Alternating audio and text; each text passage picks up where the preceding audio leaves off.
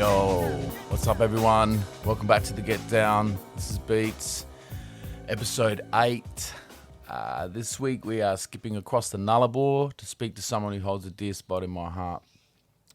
He's a good friend with the work ethic of a Greek concreter and an absolute beast on the boards and the mic. He possesses a unique and messed up sense of humour and is always down for a joke, yet he is always there for you with some kind, wise words.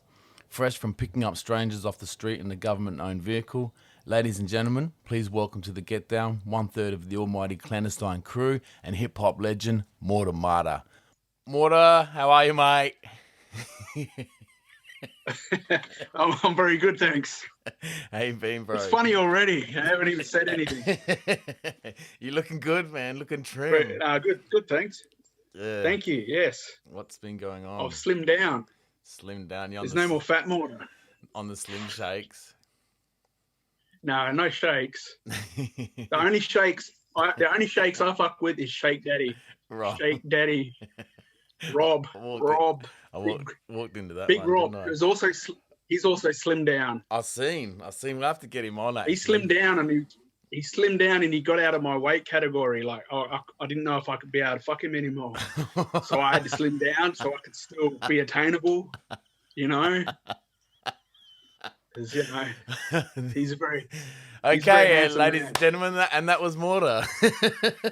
Hey, the big reveal.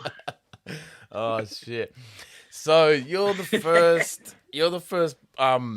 Perth... What do we call you? Perthenites? Perthians?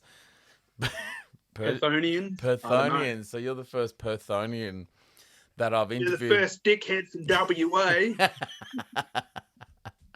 So I don't really know. Like they say, you're the most isolated city in the world. What's been going on? How's COVID hit over there?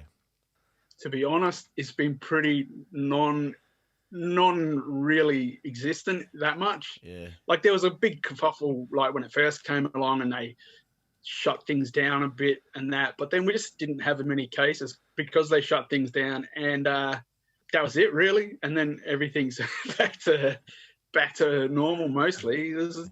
I think I had like 3 days off work during the whole time that it was going on, which I got paid for. So I was like, yeah, winning money for jam. Same as up here. I got paid to stay at home, and then it was just back to normal. Yeah, same as up here. So yeah, nothing. I've moved. I don't even know what it is. Yeah. Yeah, I moved to Queensland. So Where? I'm in Queensland now.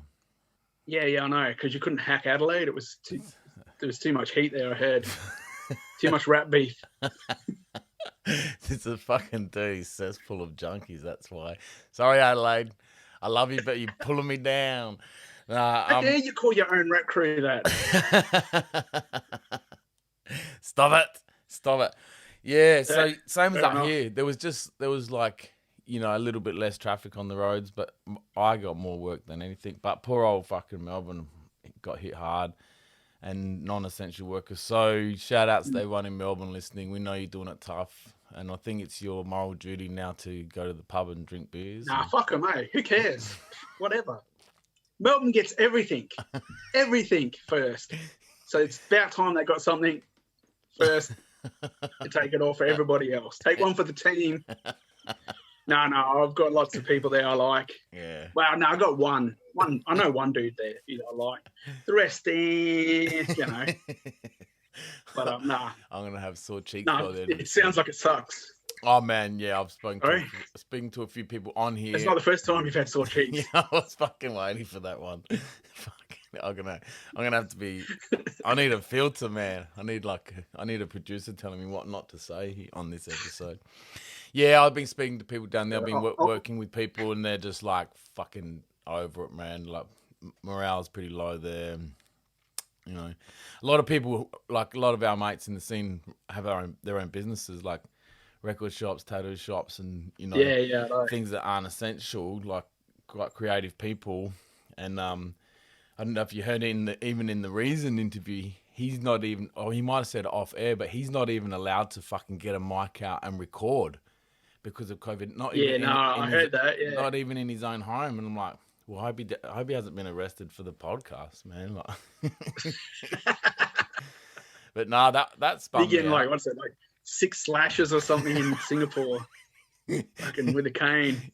You spat chewing gum on the ground and did a rap song. 3 years. Yeah, that's it. That's fucking hectic. Yeah, they don't fuck around there though. Yeah, so no, not much difference, hey, just over there. Nah, not really. Oh, that's good. We're just watching the rest of the world burn, sort of like, you know. Yeah. Well, you're already in isolation from the world anyway, so. Yeah, exactly. Yeah, You know, well. It's just more. All right. Nobody comes here anyway. It's too far to fly. Yeah, so you know. I've been there once, only once. So, oh no, twice. I came for the third hunter car. That was. Yeah. Yeah, that's right. That was an interesting weekend.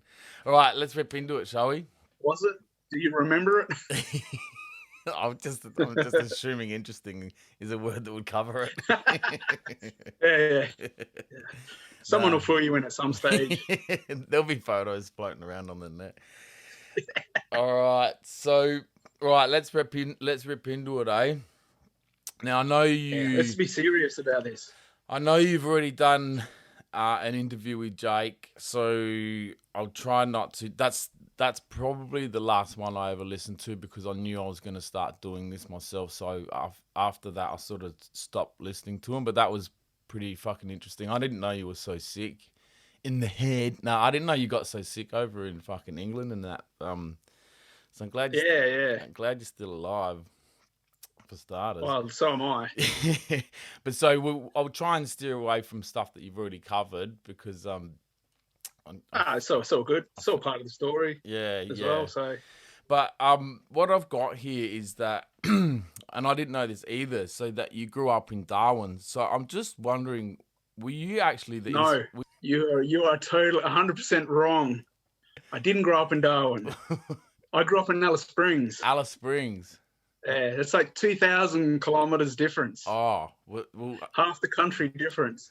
Well, were you the inspiration for the Crocodile Dundee movies? I was not. I was too young at the time. I was just a wee boy in Alice Springs when Crocodile Dundee came out. That's right, Alice. So what was that like then? It was hot. Pretty hot, yeah. Most of the time. Red. So yeah, it was red. It was a bit like you, red and hot. And things got a bit sketchy at night. So exactly like you. Maybe that should be my nickname. And there was lots of drinking. So once it just keeps rolling on, doesn't it? Yeah. I should change my new name to Alice. If Alice Springs was a person, you could step in and fill the role. If someone was to play Alice Springs in a movie, that could be you. Oh, fucking hell, Mortar. But no, it was all right. I wasn't born there. I was born in Kalgoorlie in Western Australia here. Yeah. But when I was 7, I moved there. So before 7, it's still pretty sketchy. Like I don't know a lot of, you don't remember heaps of what goes on. So most of my formative years were in Alice Springs, and I left there. So I moved there when I was 7, and I left when I was like just before I turned 21. Well, that's a fair whack, hey. So and that's when I moved to Perth. Yeah, right. And what inspired Perth? Yeah. Why did you move to Perth? All my family on my father's side was from WA. My mother was English, and so I'd always had a connection to WA and been here a lot. Lots of times come back here, even when we were from Alice in Alice Springs, and I'd sort of finished school and I'd finished doing some college, and I just wasn't doing a lot in Alice Springs, just like smoking a lot of weed and drinking a lot of booze.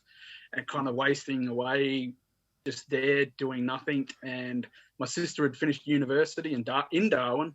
She did go to Darwin for university. And she was moving here with her boyfriend. And she's like, do you want to come and live in Perth? Because Alice Springs is nothing much here for you. Yeah. And I was like, okay, why not? And so I did. And that's pretty much the motivation for most of my things in my life is like someone else going, you should probably do this, hey? And I'm like, oh, okay, cool, why not? You know. Not I'll ha- have a crack. not hard to bend your arm, is it? Nah, you know, So I'll do anything. Is that where the cricket's coming? oh shit! All right, so people I've been interviewing that to do with music, I sort of kick it off. It's been a lot of rappers and producers and stuff like that. I've hit up an author. I got a few other. I got some athletes coming on soon, and that which will be interesting. But what I've been asking music people is how you got into hip hop. What's the first thing that grabbed you and said, "Yep, this is me. This is what I want to. This is what I want to listen to," and then going on to what made you start doing it yourself. What made you say, "I can do this," and getting to where you are today. I saw the movie 8 Mile, and I thought, oh, that's pretty cool. Fucking and liar. I thought, if this white guy can do it, why can't I? No. Seriously, though, it wasn't. It was a movie, but it was back in 1984. It was Beat Street. Yeah. It was the we got that in Alice Springs.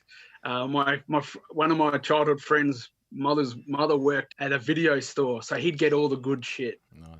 And all the good new releases and that. And so I didn't even have a video recorder back then. We didn't own a machine till quite a lot later. And so I'd always go there, watch movies, and he had Beat Street, and it was just like, oh, fuck, this is the best shit. Yeah. And then breakdancing and all that shit was like, became popular for a minute. And I had the Beat Street tape, and I just cranked that all the time. Yeah. And that was like the one thing that I had. I think I had that, and I think I had a couple of other tapes from like those movies that came out around the same time. Like, It was pretty much all the breakdance movies, and they had their soundtracks.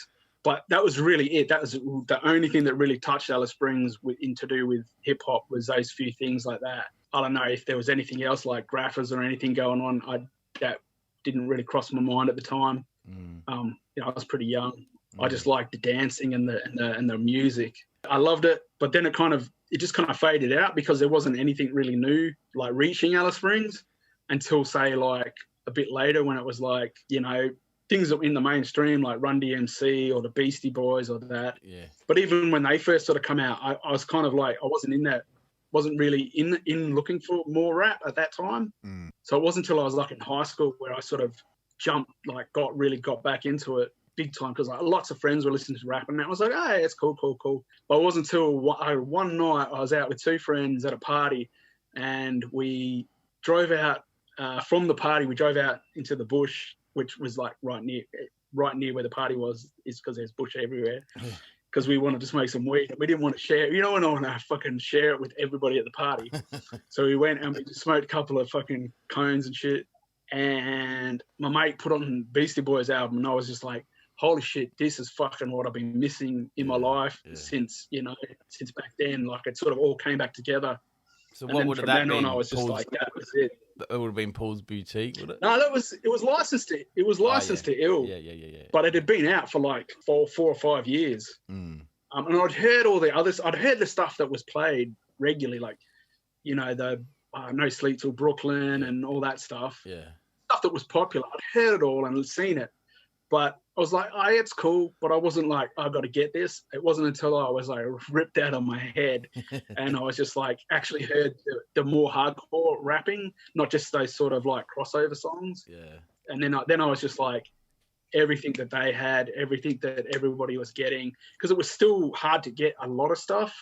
So it was still only those not the mainstream stuff, but the stuff that was popular, like NWA, Eazy-E, Public Enemy, all that sort of stuff that really branched out into a more accessible commodity in the rap world, I guess. Like Naughty by Nature and all that stuff, where they had that hit that broke them out a bit. We got that in Alice Springs. We didn't get a lot of the other stuff. I think I got the only Wu-Tang album that ever came to Perth. To Alice Springs at the time. And then I walked into the record store and I saw it, and I'd read about it in a magazine at the newsagent. I never bought the magazine. I just read what's good coming. Okay, cool. And I remember the name. I saw it. I was like, oh, I'll get that. That said it was really good. And I think it was the only copy, and they're probably the only one they ever had. It's funny you say that. Like, magazines are dead. I remember getting like, Double XL and Hip Hop Connection and stuff like that. just fucking reading it from front to back, and it's just dead now, isn't it? I never bought them. I just go into the magazine thing and have it stand there for 10 minutes looking at the stuff, looking for the recommendations, seeing if there was anything that was in the record section at Alice Springs, which their rap section was like it was one column. And it was like, but it had all the other R&B type shit, MC Hammers and stuff, that type of shit, what's it like, Marky Mark and a Funky Bunch and shit like that wasn't really, wasn't really rap that I liked, but they had it all there. Some good stuff came through. So, I wasn't ignorant of a lot of stuff. And then when I moved to Perth, I just went to all the stuff here. Yeah, if we're being honest, I used to steal the magazines just for the record. Of course you did. You're a criminal. We must have a bit of a delay. No, you don't. Erase that shit from your mind, man. So then, all right. So it sounds pretty standard, I guess, because you're like in your 50s, aren't you? So that makes sense. I'm 57 this year. 57. So you and Reason like out there. Nah.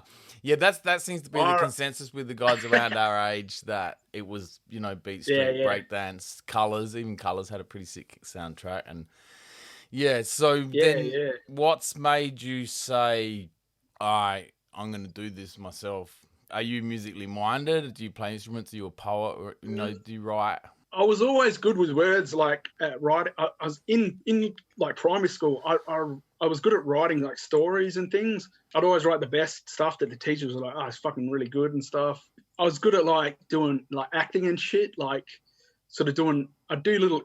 I remember doing these little improv plays with another mate, with like not puppets, but with like fucking stuffed animals, and we'd get down behind the table and like make up shit for the whole class behind it and put on like a 10-minute fucking thing that was just 100% improvised. There was no fucking storyline or shit.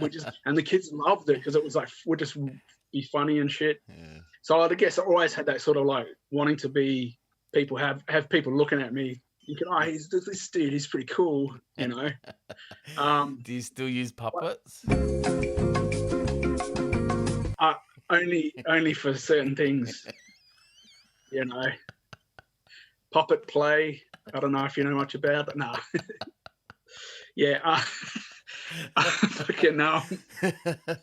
Yeah, so I always like writing. I was fucking always into literature and all that sort of stuff. So rap sort of spoke to me that as well because of its heavy, lyrical content and how deep it could get and all that. And I think as soon as I sort of really got into it, and it was probably like about 92 or something, that I wanted to start writing raps, even though nobody that I knew of was writing any raps at all.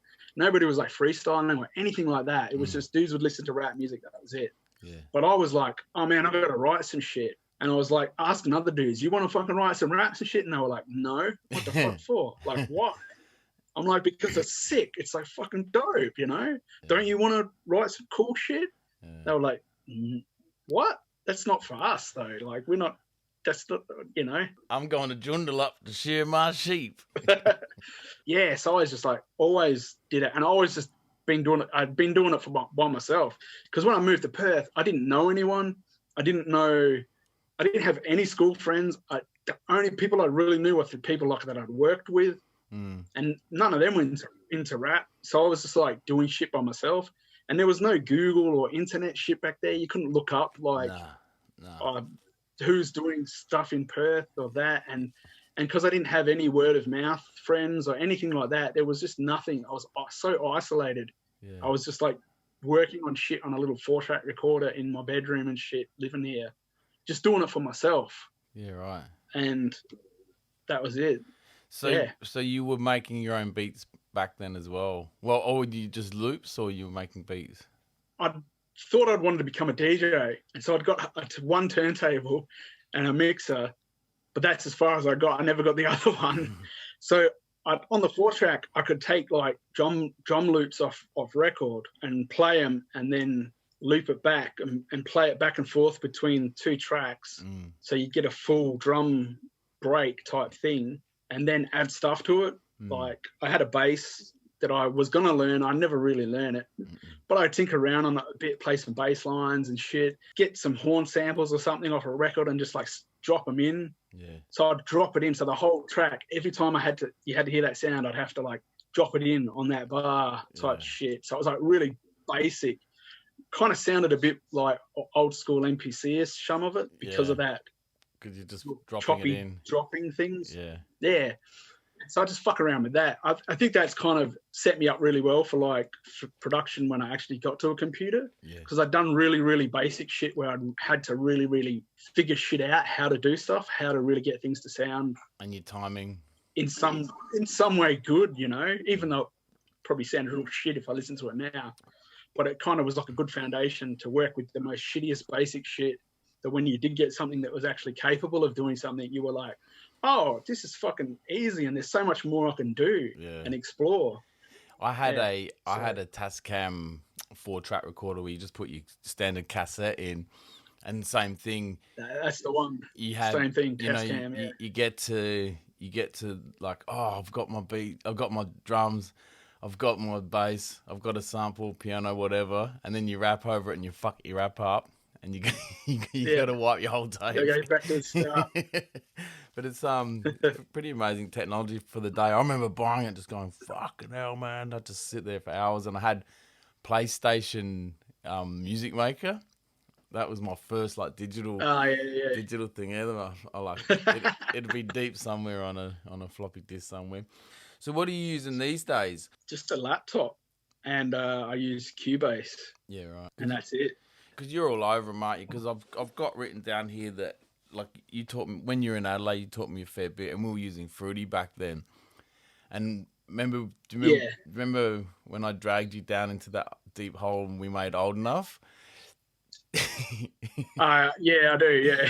but I remember I was sitting there for ages, going, I want to have this sample in the middle, it's not going to work. It's not going to work. And you're like, just stop and think about what you're doing. Like, how do you think you're going to do it? And I'm like, nah, I don't know. And you sort of walked me through it, and I'm like, fuck, and that wasn't even a program you used, so you've always sort of had a bit of nous. I'd used Fruity quite a bit. Actually made all of Dynasty on Fruity Loops. Oh, did you? Yeah. So, I did know a bit about it, yeah. You just lied back then. Yeah, I don't think I was using it at the time. No, I think I'd switched to... I think I started using Cubase with Fruity, just patched in, just as a drum, and use it as a drum platform, because I liked the way you could do stuff in those blocks. Fruity. But I never used the sequencer after that. I just patch it in and then use it as a drum pad type thing. Because you had a real... So I know a bit about it, yeah. You had a real different way to doing it that we did, whereas we would just make the whole beat inside the program. And I remember you doing that. I remember you doing the drums. And then you're like, let's get out of here now and let's go into non-destructive editing, where and you sort of walked me through that. I was saying on the show the other week, I've just started mucking around a bit, and my drums folders say Mortar 2007. Yeah, I actually heard that. Yeah, you told Flu, and I was like, I'm probably still using it. I think I'm still using. Nah, I lost all my shit because I never back shit up. I'm fucking shit at that. And my Mac, I had my Mac and I transferred stuff onto that, and then it crashed. And I was like, I don't have any of my shit anymore. And so I had to go to Shaker and go, give me a folder full of drums. And he's like, cool, fucking here you go. Yeah. And I was like, I feel like Beats now, fucking hobo, fucking begging for drums. Mate, you opened up a whole new world to me with that drum kit. I'm like, what the fuck? Oh man, because I never use breaks. I never use drum breaks. I was always tap my own. Yeah. So yeah, I'll use everything and anything, and drum breaks, fucking single shots. I've got that here. Jumping forward a few questions. I've got here that you don't really give a fuck about what you sample, not in a negative way, but you've sampled ABBA, the Cranberries, Garbage, the Boys Light Up. So most they're all dope. You know, they're all dope songs. They came out really well, in my opinion. But you know, most traditionalists are like, it's got to be a certain amount of years. Oh, you can't sample this, you can't sample that. So, what's your thoughts on sampling? I just think if it sounds good, if the track's hot, the track's hot. It doesn't matter where it came from, really. Yeah. I kind of think it's weird having like this traditionalist of like, these are the rules. You can do this, you can't do that. Because it's kind of like, well, who says that though? Yeah. Does the listener at the end of the day give a fuck? Nah. Are they? I mean, and if they do, then all that song's not for them. If they go like, no, you can't sample ABBA because that's just whack, and it's like, well, no, but the fucking sample is fucking hot. Yeah. It's gloomy and ominous when you put fucking fat drums over it and shit. Plus Madonna and did it's it. like, yeah, exactly. And you know, she can't do any wrong. But it's just weird, that whole. I don't really get it. Like, this has to be. And it has to be off vinyl, and it has to be off this, and has to be from this type of genres as well. Like, you have to use funk breaks and all this stuff, and it's like, what? Man, I've used shit from movies so much shit from movies and shit where you just hear something coming out and you're like, oh fuck, that sounds dope. Yeah, I love. Grab the VCR and plug it in. Yeah, de-esser. I love sampling from movies, and when I first started producing, I'm like, oh, no one will know this, no one will know this, because everyone's looking for records, and I'd be digging, you know, listening for scores in movies and stuff like that. And plus, I used to love having, excuse me, I used to love having the vocal shit, which you use a lot of that at the start of your tracks too, you know. For, to have sample the vocals and shit. Yeah. All right, so gonna reverse backwards a little bit. So you're in a group called 5 Seconds of Summer. Is that right? Yeah. Yeah. So how did you? Yes. Five sauce for short. No. 5 sauce for short. Yeah. So it's easier. You're a driving force of the crew Clandestine. So how did you boys meet? Wow. Because that's I remember. Let me tell a story first. We, as a droid, like me and Concepts, we used to live together when you boys were hot, man, and like it was all. What do you mean when we were hot? Fuck, bro. When you came out, right? No, no gay jokes. What, like earlier tonight? So, and you used to, we've had this conversation before, but for the listeners, like, you guys, like, in the Onion magazines or in the street presses and stuff like that, no one knew who you were. We just knew Tomo's artwork. So there was this massive mystique around you guys, like, are they a punk band? Are they, you know, who the fuck are they, man? And it was real mysterious, and the artwork was so dope, and you were just like, oh, real cutting edge, and it was not. It was, how do I put it? It wasn't braggadocio. We're from Perth. We're gonna come to the barbecue and fuck your shit up. You were real conscious. You had these stories, and even though you did brag a lot, not, you know, there was braggadocio raps. It was a different style. So, how did you boys meet? And what was behind, you know, the way you guys presented yourself? Was that planned, or it's just who you are?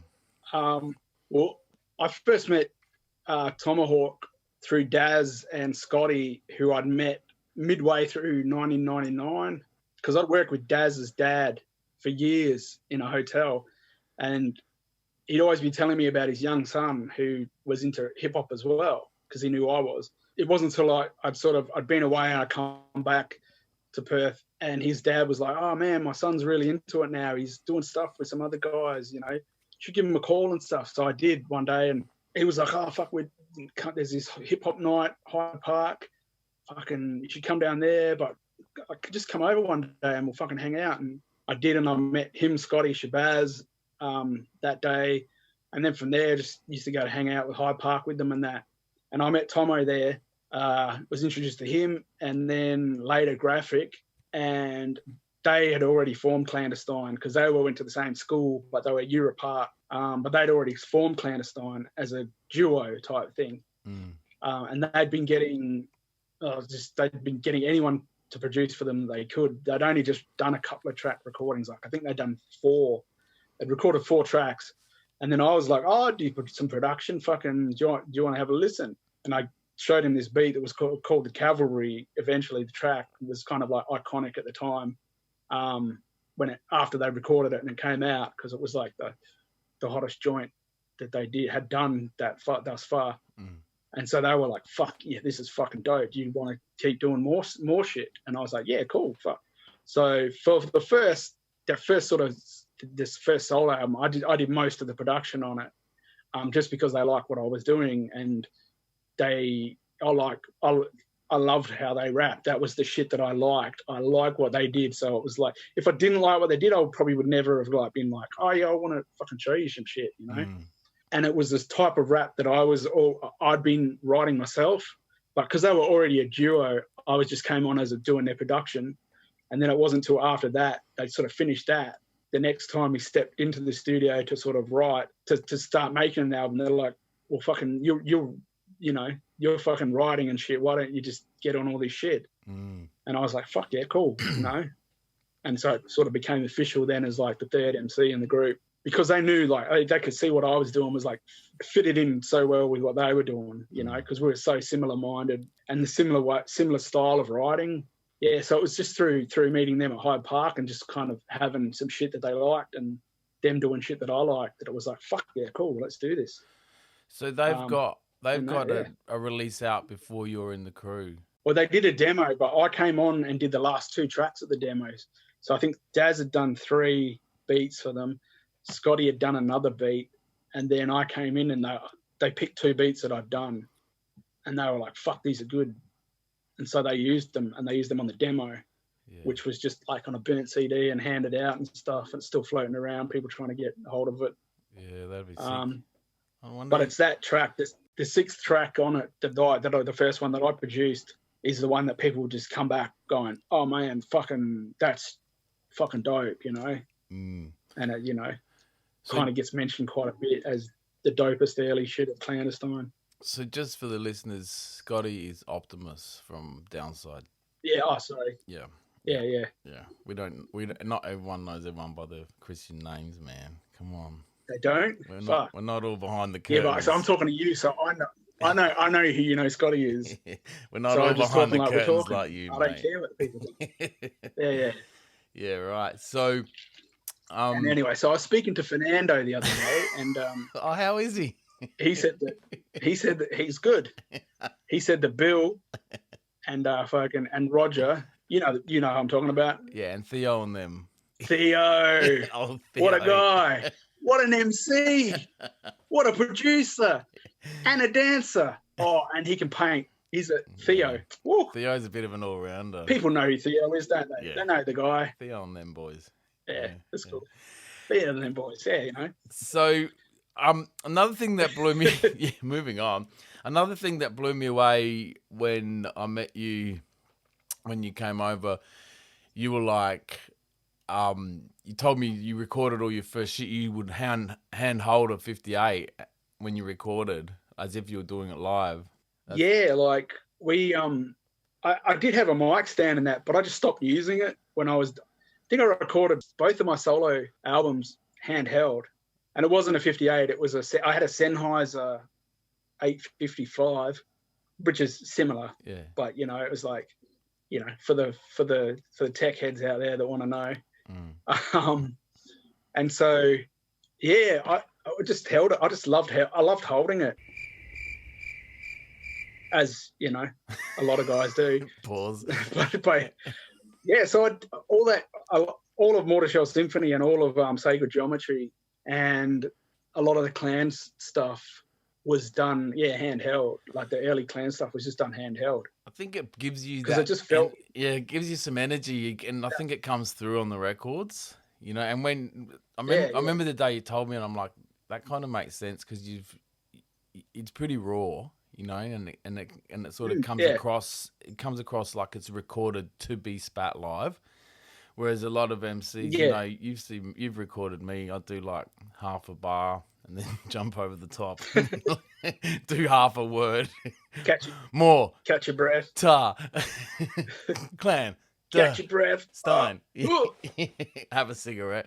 But yeah, so I was quite blown away. You've been you were all sort of like one take Jakes, and yeah, it was good learning off you back then. Well, every verse on Dynasty, every verse on Dynasty is one take. That's crazy. No backups, just one take. No reading? So if you fucked it up, what? No reading it off paper, or just got it in your dome? Oh no, you read it off paper if you want, but just spit it in one take. That's hardcore. And get it, and that was it. You had to be happy with it. Just because I don't know, we're trying to do something that people weren't doing so much. You know, so it'd sound like you try and get it how it would sound live, but sound good on a recording, so that when people hear it live, they're like, "Oh, this sounds exactly like it does off the recording." I don't know. Sometime at the time, I was just thinking there's a lot of stuff's overproduced, and so it's kind of like there's a disassociation from the artist as an artist to what they're making. Is like it's too polished. There's too many layers to like. You're removing yourself from the artist more and more by doing it so well produced. Yeah. That if you just got one take, one voice coming through with all the expression and all the breaths and all the stuff, it feels like you're there getting, I don't know, someone's in your face doing it to you. Yeah. I remember the first After Hours, well, it wasn't their first, but you know, After Hours, different rules apply. If you go back you go back and listen to that, and you can hear Headlock like, and they didn't chop anything out, so there'd be a line, and then you just all those breaths were left in, and then I don't know how it came to be, but I remember as we were sort of learning, we were like, chop that breath out, man. Let's, you know, that's when you sort of had, I guess, more digital interface. You know, you can get rid of that breath, and I'm big on like if I'm doing a punch, I'm like, oi, oi, oi, oi, oi, boom, and then come over the top. So, you know, you got that little bit of a lead up. I suppose having that one take Jake. I just never been able to do it, man. I watched Delta record, man, and just be like absolutely fucking mind blown. Like he'll just spit it flawless. Yourself, you know, the way you would just like kill it and then be like, you know, you do 24 bars, you get to the 24th, do it again. I'm like, what? And I'm still on my second bar. What do you think? What do you think of that? That's interesting. So, do you still see the boys much? Not really, no. Graphic moved way down south to teach. He got a job teaching down south, so he actually moved out of Perth. So I just don't see him that much. And Tomo, we kind of drifted apart a bit, just because he's a bit of a fucking head case, you know. You know him. He's coming on the show. I invited him on. He might listen to this, so that's good. No, you know what he's like. He's a very I don't know how to be diplomatic about it, but he's a hard person to deal with at times. He's very set in his ways, and he's very he can be very up and down and hot and cold at times, which has always been throughout our working relationship. You know, I love the dude. Like he was one of my best friends for so long, but we just kind of drifted apart and just like, you know, I had a kid.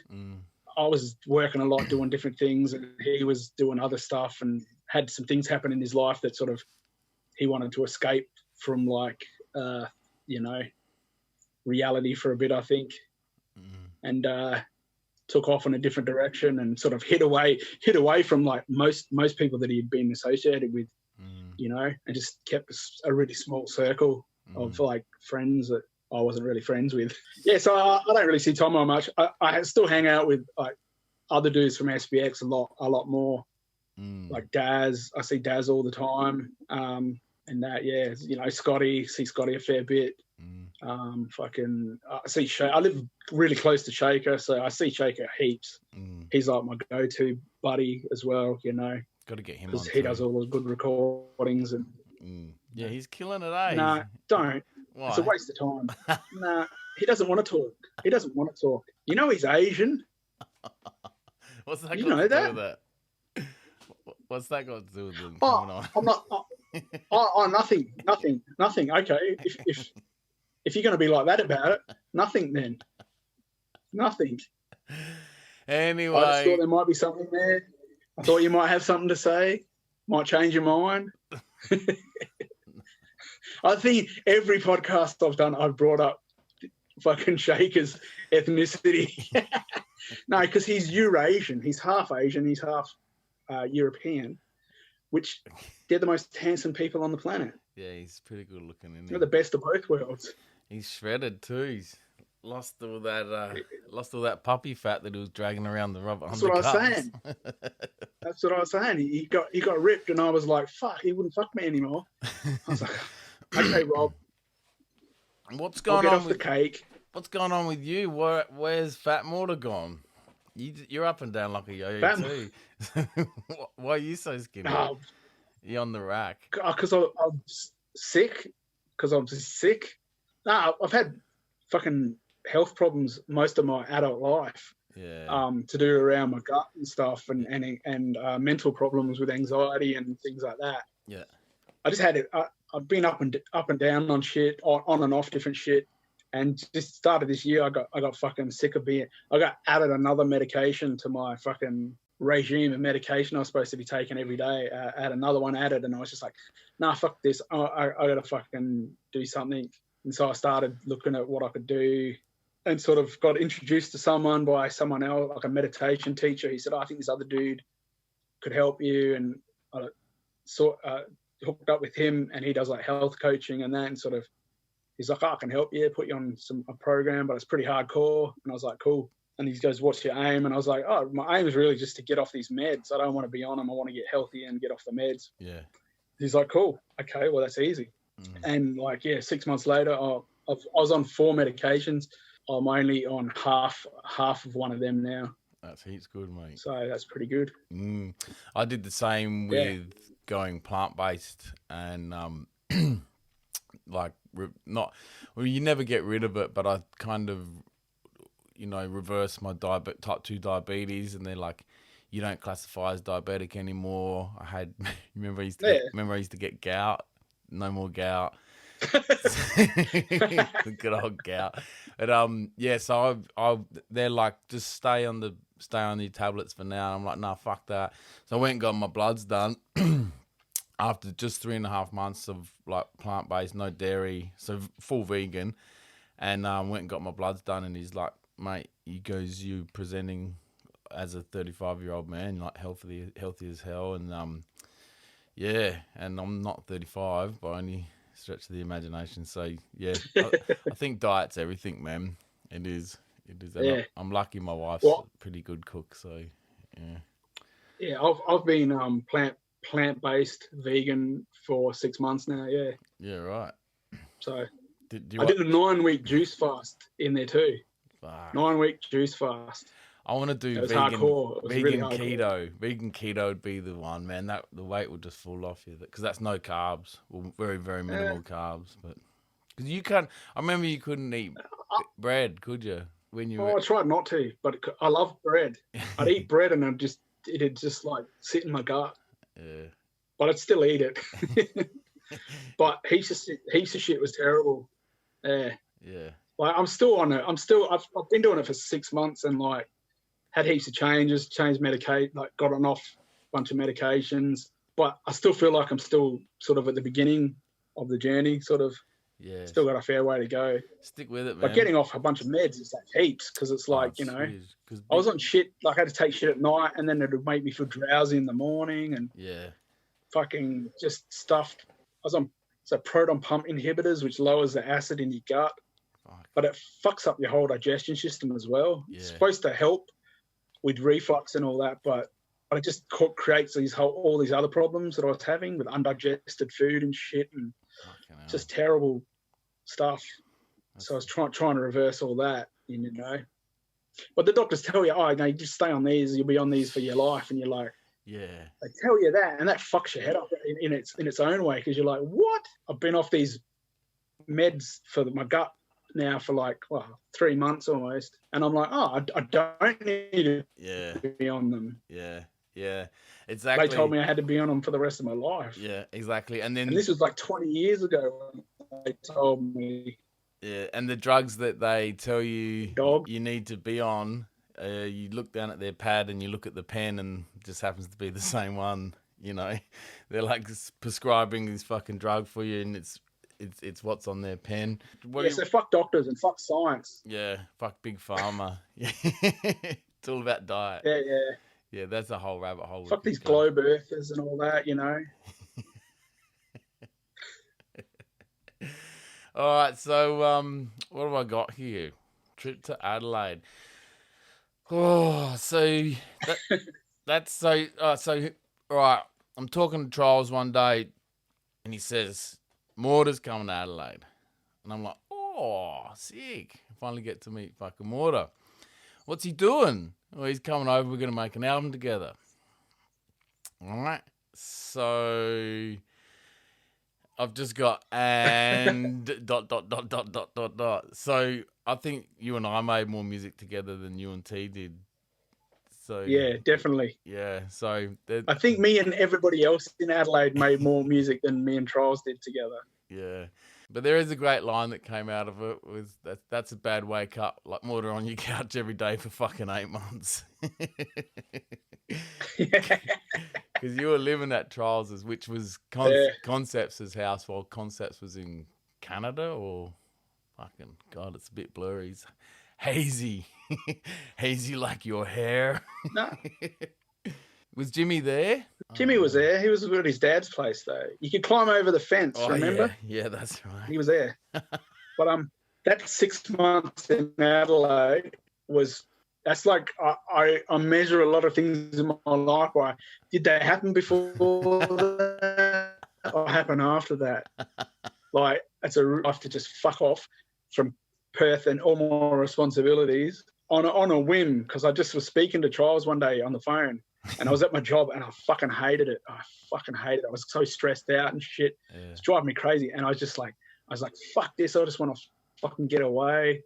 And he's like, oh, why don't you come to fucking Adelaide? He just said it out of, I don't think he meant it. And I was like, fuck, I should have. And he's like, yeah, why not? And then we both egged each other on. I'm like, oh, yeah, fuck. Yeah, that's what I'll fucking do. And then I went and handed him my fucking resignation, and he was like, oh, 2 weeks, I'm going to fucking come to Adelaide. And he's like, cool, yeah, that's cool. The next minute I drove across the Nullarbor in my car. Crazy, eh? And then I showed up at Charles' place. And I was like, calling him on the phone, and he's like, oh, we're out in the backyard. And I went out there. There's a fucking pool, an inflatable fucking pool with you and fucking Charles sitting in there. And that was the first time I met you, I think, was in Charles' fucking backyard pool. A bath. Your fucking shirts off, looking all white. Well, you were looking all white. Charles wasn't. Fucking Jesus, mate. Charles had the flavour. Oh man, there were some good times. Jump straight in, and it was just yeah, it was just fucking banter. Yeah, it was good straight off the bat, wasn't it?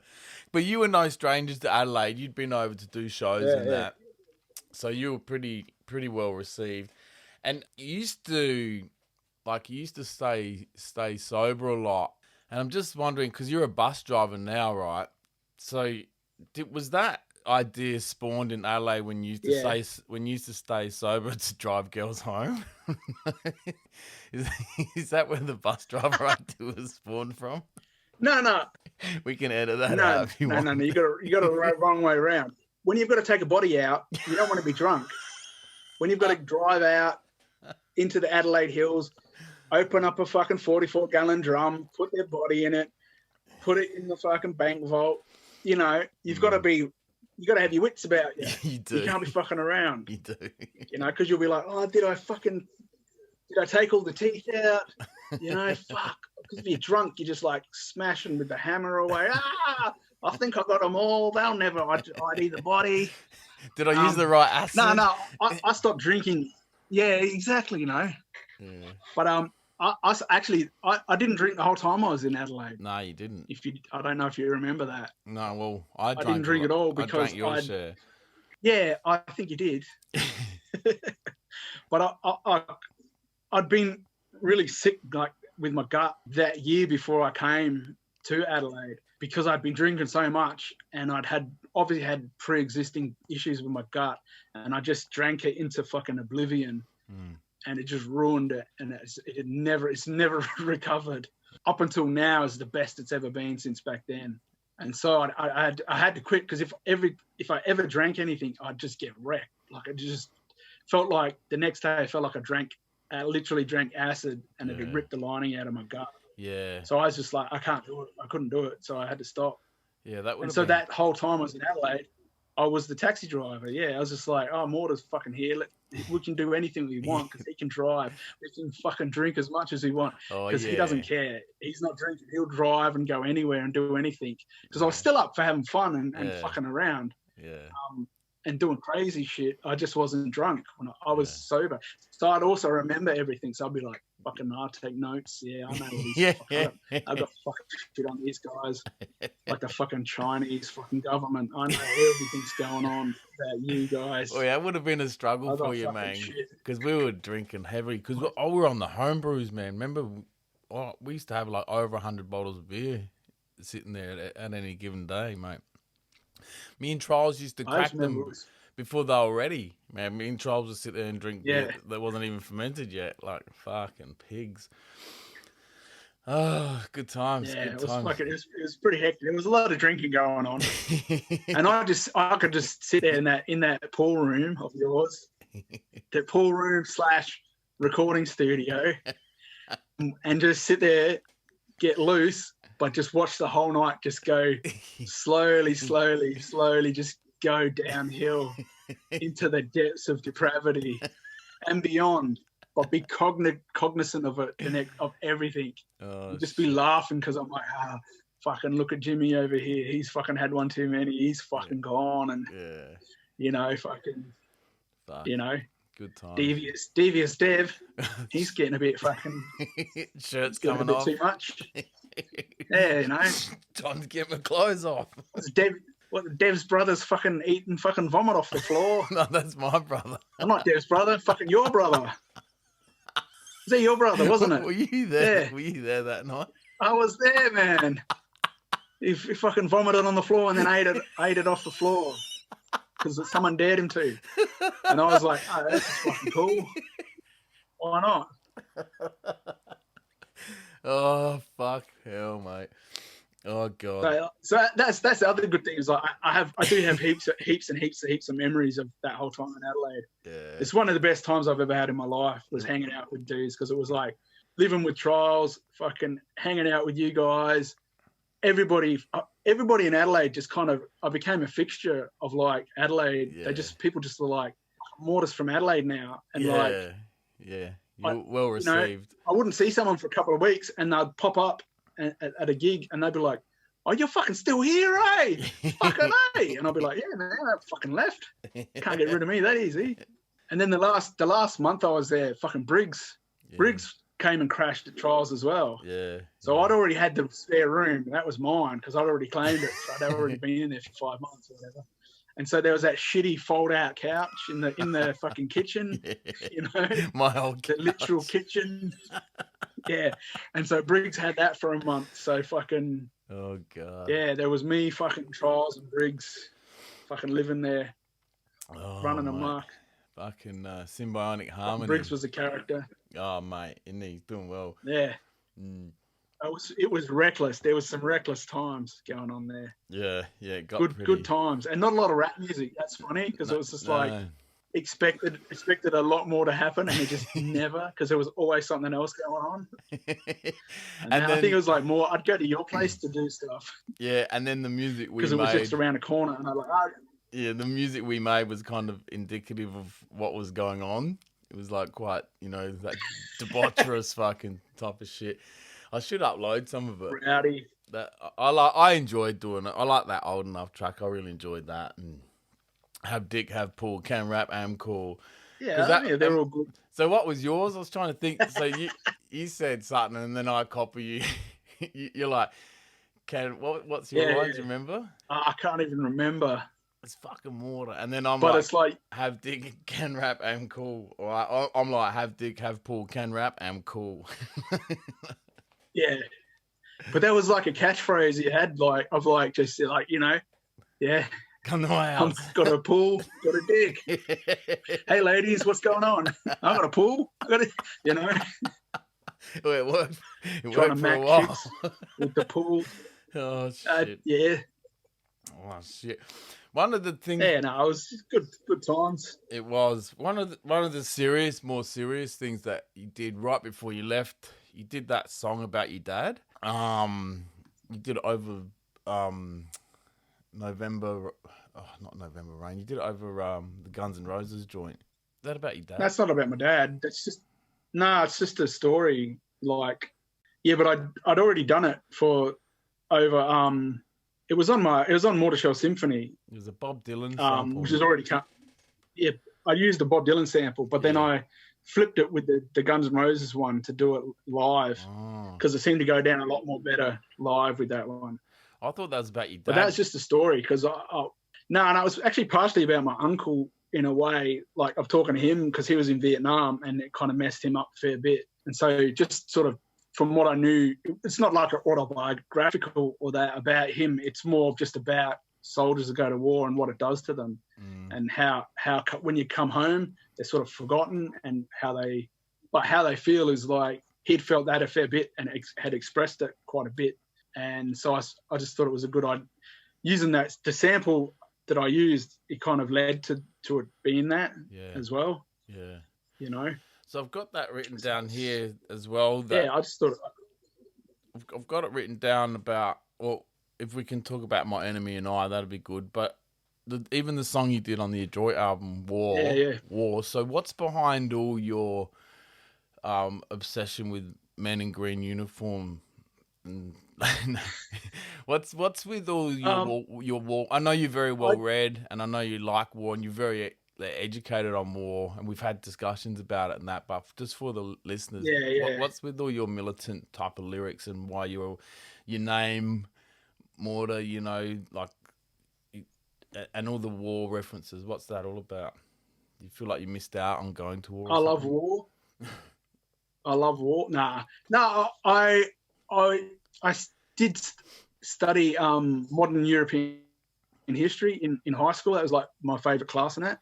And it centered around the First World War, Second World War, all the goings on in Europe. And so it was very war heavy, but I was always fascinated by war, and it just seems such a strange thing that people want to go and fight other people, and that people will go and fight for someone else and die for someone else, like die for a king or something that has nothing to do with you. They're king's ambitions and stuff like that, or politicians, or land grabs, countries grabbing land, but it's like, but you send young people to die for it. And these young people will go and die to grab land that they never get any benefit from it other than a quick death or something. It's such a strange thing. And just like, so all the machinations of war really interest me. The politics, just the military paraphernalia and stuff, like what things are and what they do, and weapons and shit. Just interested in it, like from a historical point of view. And it's just a fascinating aspect of life that's so huge that we don't really acknowledge so much now of like, even the world we live in is driven by wars and stuff. Or we kind of just push it to the side. Denial. So it's just a fascination with it from all aspects of it too, but I love a good war movie. I love reading, historical books about war, like fictional books. Just anything really. That song worked really well because there was like, it's you, Born, and Paddy, if I'm correct. So you're kind of coming from the World War One, and Paddy's a bit more Vietnam. So you're all talking sort of about a different war, but it'll still gel, because Paddy's like, roll out the helicopter, and you're more about, fucking Hitler and stuff like that. But go and go listen to it if you don't know what we're talking about, listeners. All right, so while we're on that, man, the best track you've ever done have to be My Enemy and I, and that's fucking stood the test of time. And I think 50 years down the track, it's still going to be a good song. So, Thanks. who came up with that, and what's that all about? Well, I was watching a really old war movie, a classic called Beach Red, and the opening of it is that song. It opens on that song. Yeah, right. And I plugged it in the VCR, pressed play. I'd seen it before, years before that, but I was, I go through every now and again. I'll fucking catch up with some old classic war movies, and it came on, and I was like, oh fuck that! It's so haunting and it's beautiful that the chick singing, and I'm just like, fuck, that's so good. And I was just like, actually listened to what she said, and I'm like, oh man, there's fucking something could be done there. And I sort of had a seed of an idea, and so I just sampled it, made a beat out of it, and then was just like, Tomo, Graphic, fucking, do you want to do something with this and that? And they're like, yeah, cool, have a think about it. And then I think I was talking to Tomo, and I said, look, I had this idea of it's like 3 different people writing letters, like maybe 3 soldiers writing letters home. And Tomo's like, oh, it should be like, maybe if the first one writes a letter home, and then it's someone writing a letter back, and then a letter back. And I'm like, oh yeah, that'd be dope. And then we came up with the idea of like, well, that it's a correspondence that never actually finishes. It's kind of like cut short, And so yeah, and I think we all just sort of jumped into our roles, and it really came off really well. It's such a good song. And it was organic. It wasn't like we didn't sit down and think and tell each other what you had to write or what had to be done and all that. It was like I wrote mine, and then Tomo wrote his off mine, sort of thinking about that. And then Graphic came and was like, okay, cool, this is how it's going to end, and that, Yeah. So I think that was one of my earliest experiences of listening to you guys and just going, fuck, like how well do these dudes gel together? It's just really flawless. I still listen to it today, and I'm so glad you've repressed, like it's out on vinyl now with the box set, which I've got a spare one for sale, listeners. Nah, I do. But no, it's so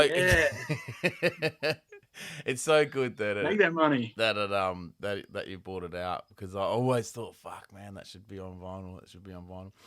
So all right, so going into other things, so you just dropped your. We're sticking with clandestine. You drop Weapons Grade. And this is pretty well. So you guys never really worked with anyone. You never had features. You held it down for yourselves, your own production, your own raps, and then you drop Yeah, pretty much. Then you drop Weapons Grade, which features somewhat people on every track, just about. Most tracks. So how did that come about? Was that there's about 3 that I don't. Yeah. So that came about when I'd come back from Adelaide to Perth, and we were doing a tour. We came and we stayed a couple of days with you, me, Graf, and Tomo, and we did a tour of the whole country. And while we were doing it, every place we went, we did something. We recorded something with someone, or we made plans to record. And so we were like, this album, we're just going to make an album called what ended up being called Weapons Grade, because the whole idea was like, it's like a class in MCing type of thing, so the Weapons Grade, it's a double play on the words type of thing.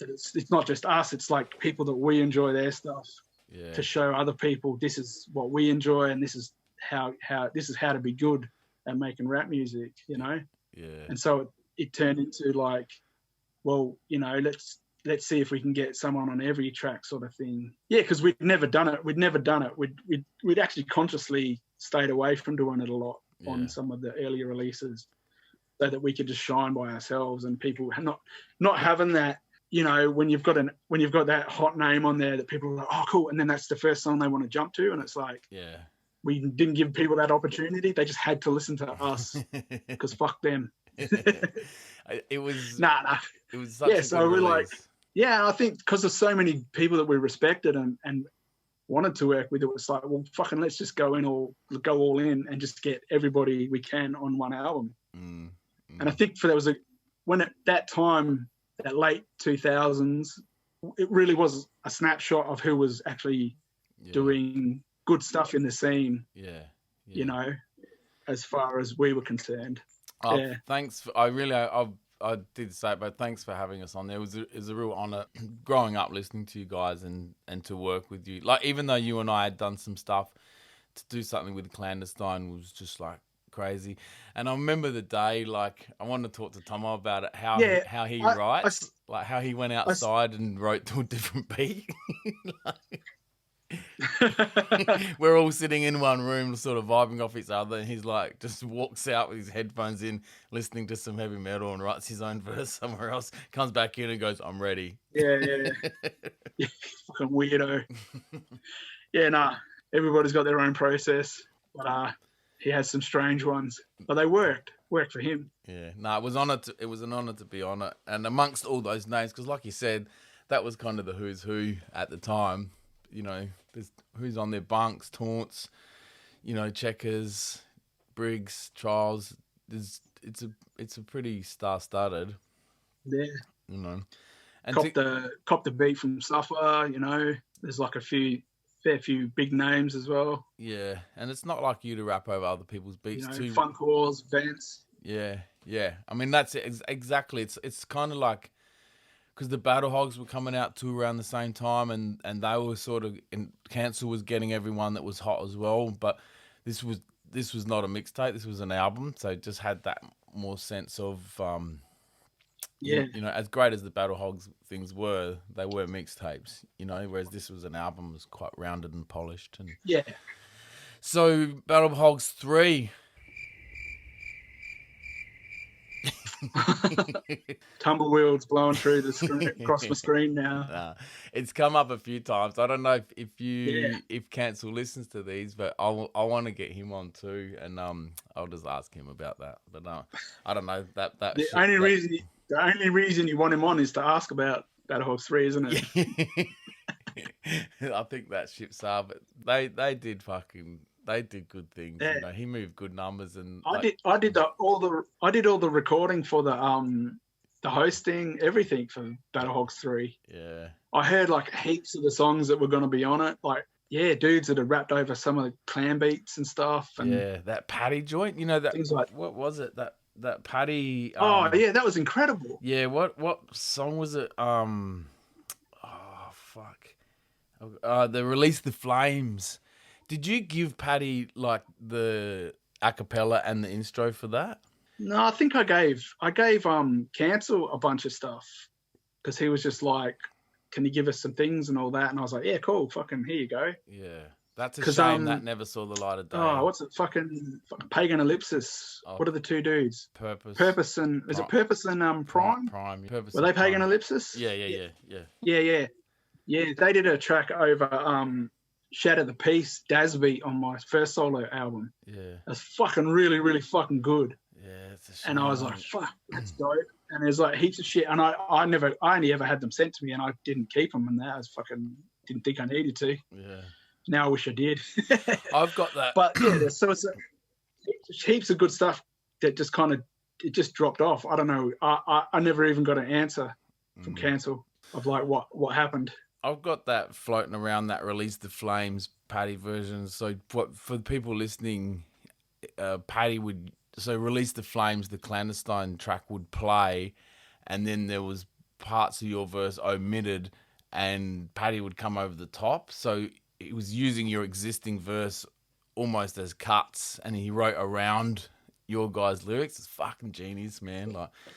But it was really innovative. I'd never heard anyone do anything like that before. Yeah, so that's a shame. But it was. I should look for it and maybe put a little snippet up on Telegram. Or maybe get Cancel on the show and ask him. Yeah. Where is it? Yeah, I have reached out to him.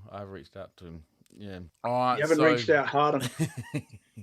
All right, so just before I called you tonight, I was listening to Jacob's Ladder. Do you want to can you explain that track? Explain it? Yeah, like where did that come from in your deep dark? Well, the name comes from the movie Jacob's Ladder, which is about a man who I don't want to give spoilers. It has been out since the mid 80s, but it's about a man who has passed away, doesn't realize he's dead, and it's his journey into realizing that he's passed away. So that's partly part of it. It's not really the story of the track. I just like the name Jacob's Ladder, and the imagery and all that sort of stuff that he brings up in it. A lot of it's to do with, like, I guess as well, that life's a sort of a game, and it's a chess game, and some people don't know they're playing and that. But so I talk a lot of things about chess and that, like the imagery and all that of black and white, the duality of man, the yin and the yang, all that stuff that chess sort of encompasses, and to do with our, there's life, death, they're black, they're white. It's everything. It encompasses so much things. It's hard looking back now of like what my actual motivation was. It's just to write a sick rap tune, I think. But just another day in the office. Yeah, that album, Sacred Geometry, I had figured out that there was a theme running throughout the whole album. There was a kind of a story, but I kind of forgotten it now. But I can distinctly have it that if you knew what the story was, you could actually, which was similar to the Dante's Inferno. Yeah. It's a man's journey from the heights of victory to the depths of hell, and then sort of like a redemption at the end of realizing the error of your ways or sort of stuff. Yeah. Because if you listen to the album, it sort of goes from this sort of like really militant victory, warish, like I'm the best, to it becomes more and more depraved and sort of moving into these themes of, being lost and a bit like more esoteric stuff of like hidden meanings and things.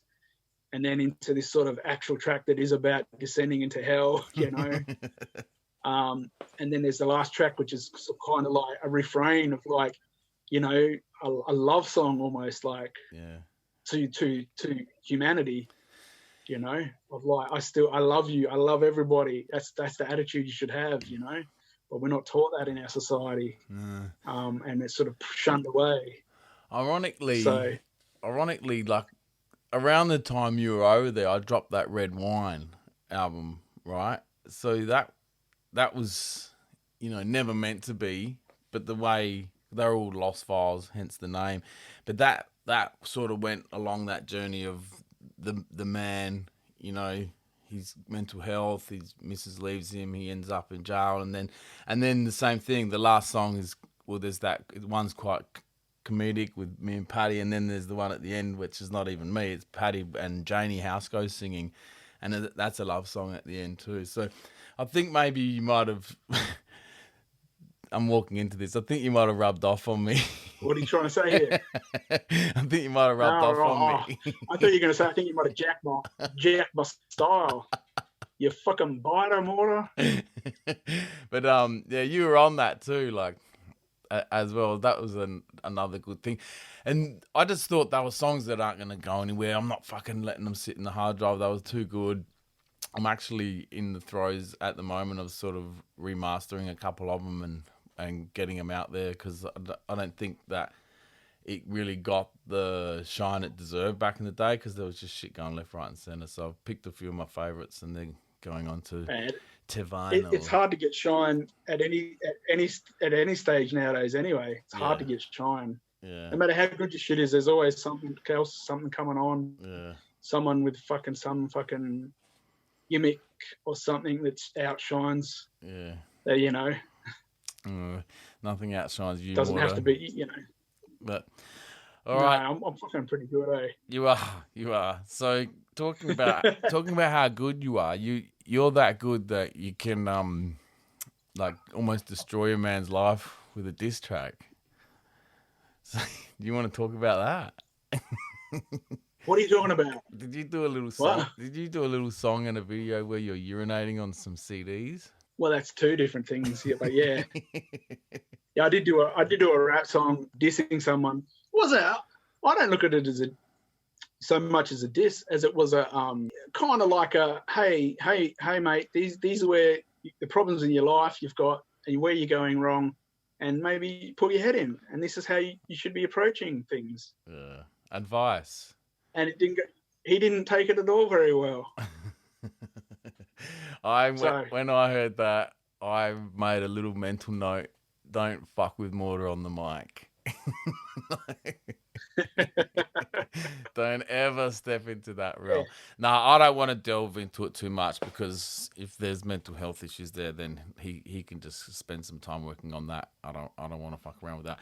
But I do want to talk about Napalm Psalms, baby. So this is the first album that you've not produced yourself, and you've got the talented and / handsome Rob Shaker, aka Shake It Baby, Shake It, all on the production and Shake Daddy. Shake Daddy. So what was that like for you to step back from the boards and just rap? Was that good? Was it hard for you to do that? Because I know you're a bit of you like to be in control. I do like to be in control. Dominate. And I had to reprimand Rob. I had to reprimand Rob on many occasions, to choke him out a few times.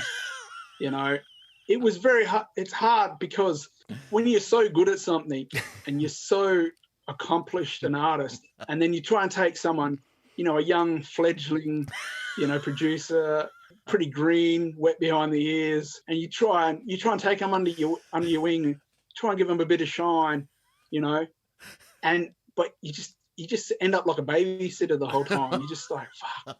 Okay, Rob. Well, this is what you do. Okay, you would. Okay, maybe Google EQing and then have a look at it and then come back when you're ready. You know, what's a compressor? Okay, well, we got to start from scratch here. You know, okay.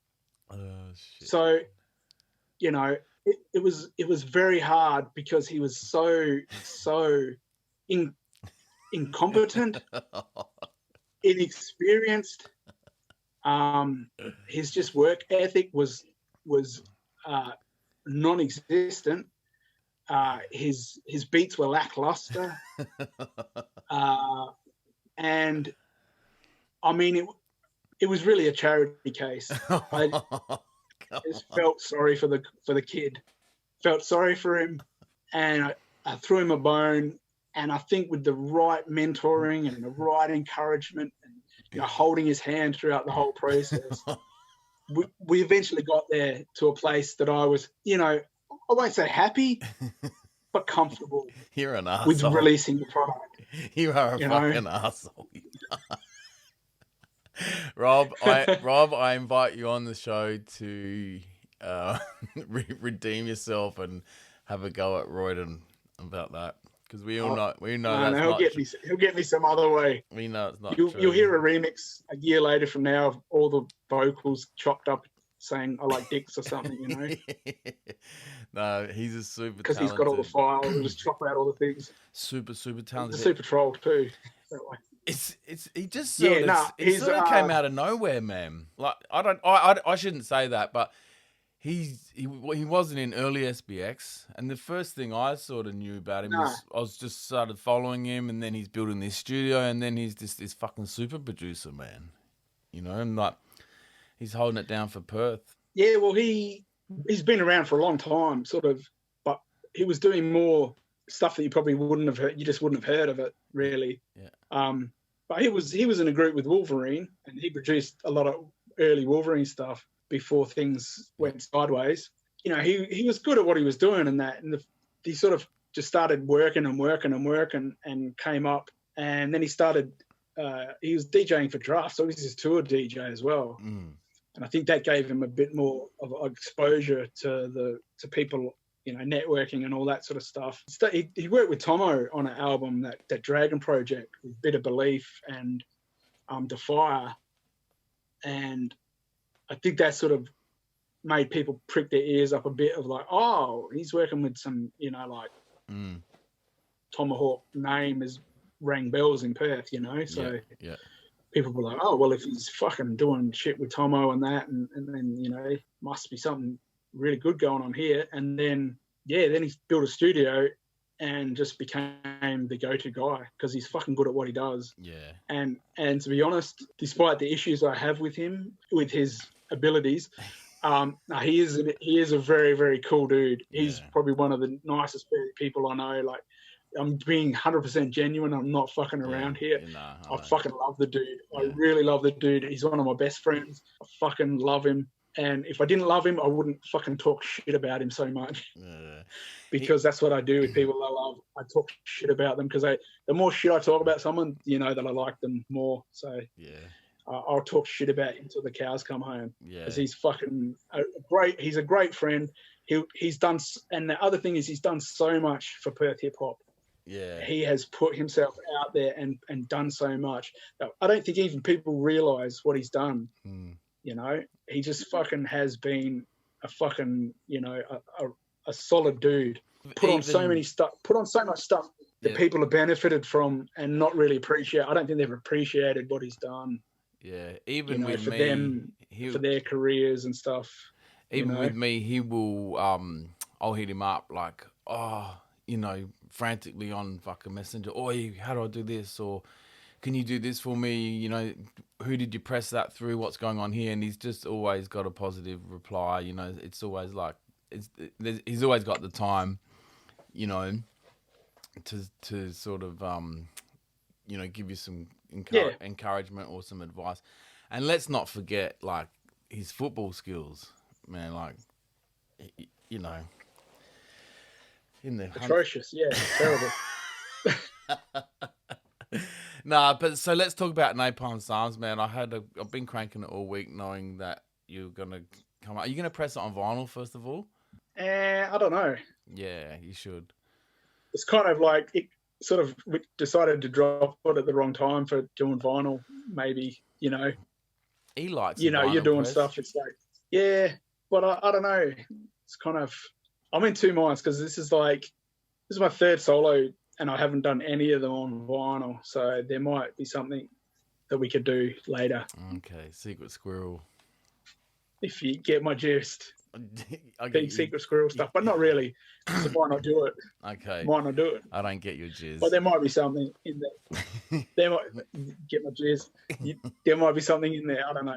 All right. But it's I just wanted to get it out, so I did. Fair enough. And it's another step away from. So you stepped away from the boards. You've stepped away from that classic clandestine tomahawk artwork. So the red, black, and white is gone. You know, so who did that? Deej? Did Deej do the art? Yeah, Deej. Yeah, shout out to Deej. Yes, he did. I had the idea and I just told him, I said, this is the idea I want. Is basically a rip-off of, you know, Apocalypse Now. Yeah. Sent him some of the pictures that I thought would work and some of the planes and stuff to style that I wanted, which was from that era. And he just knocked it out. And I was like, yes, okay. Once again, you've killed it. Yeah, he's been. And you did ask a question before about me stepping away from the boards. I was kind of like, when I started to work with Rob on this album, I was working a lot. You know, I just had a child, didn't have a lot of time to make beats, so I was just like, I want beats, but I don't want to work for them. And I like what Rob was doing, and I decided, okay, Rob, I wanted you to produce a whole album for me. And then in the meantime, from me deciding to do that, bloody Graphic and Tomahawk both came along and did albums with him as well. But they put theirs out before I did. Oh, so this is old. So Napalm Psalms. This is quite old, is it? It's not old, but some of it was started quite a while ago. Yeah, right. And then I sort of slept on it and come back and do a bit, and then sort of really knuckled down. But in the meantime of me deciding to work with Rob on a whole album, the other two dudes in my group decided to do the same thing. So what would that be? Black Swan and that? What a bunch of fighters. And that other one. Intelligence. Oh, that. How great was that? Where he has the USB that comes with it, and you can stop and like investigate what he's talking about with all the links and shit like that. That was clever. The USB. Yeah. Did you put that in your computer? Brontalk. Brontalk, mate. You know, it's a trap. Graphics. It's a trap. You know, Graphic works Graphic works for an agency, and that was a backdoor encryption device that Brontalked your whole system, so that all the information stored on your devices is now accessible and controllable by a certain agency. I don't want to say. Oi, man, isn't it funny Well, I how wouldn't. that period of time, there's probably about 10, 15 of us that can go, oh man, that's Brontocked. And like, no one else really knows what the fuck it means. Google listeners, Google Brontock Knows what it virus. means. Do you need to explain it? I dare you to Google Brontock virus. and then burn the information on a disc and give it to all your friends. Well, funny how it came you probably get it. Funny how it came to Adelaide around the same time you did, man. It's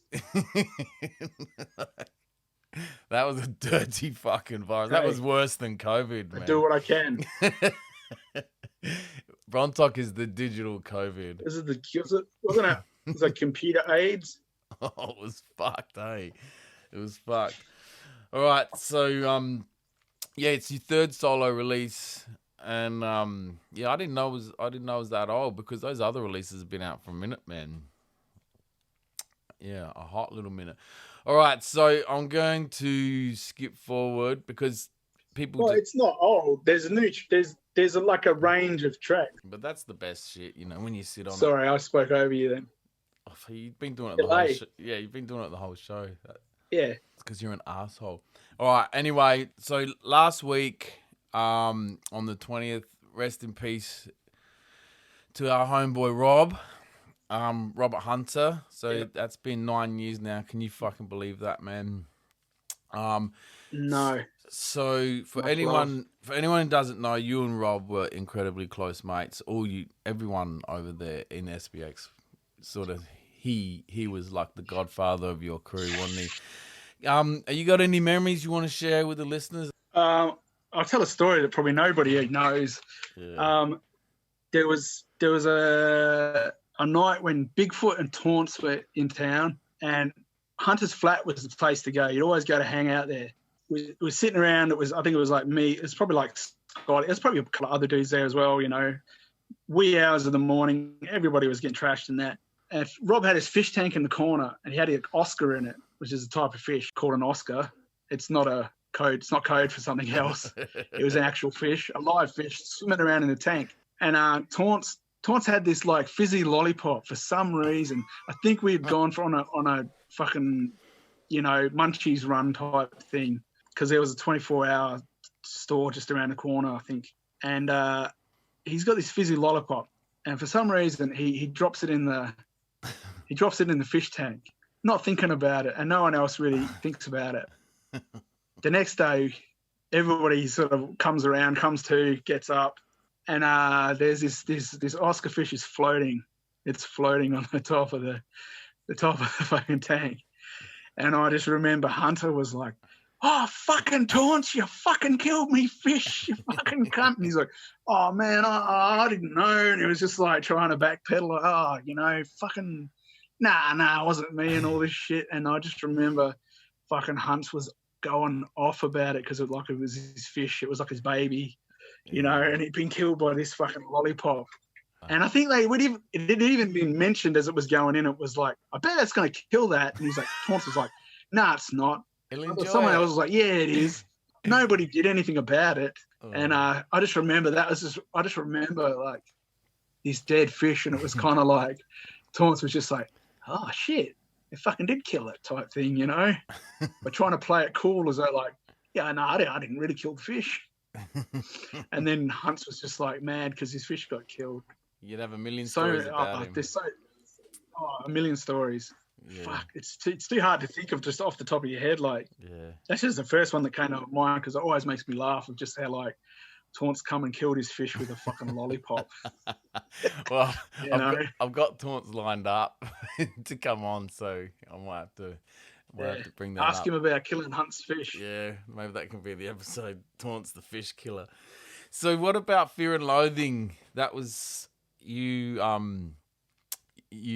worked on that with him. That was a pretty incredible album.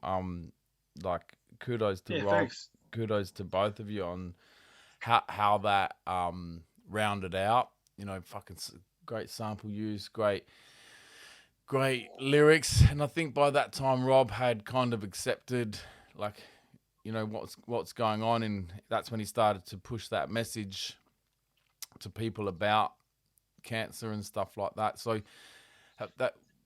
how difficult was it for you to make that album with him, mate? Not difficult, like hard to it was make, but just for you personally. Well, I was going through a lot of stuff myself at the time. I'd just been very, very ill and had just been sort of, I guess, what you'd call diagnosed with some mental health problems that I'd been undiagnosed with most of my life. So I'd actually gone through a real fucking shit time. I had like about 3 or 4 months off work where I couldn't work because I was just fucked. And that was the exact time I went into going into this sort of nosedive into this fucking spiral of fucking hell.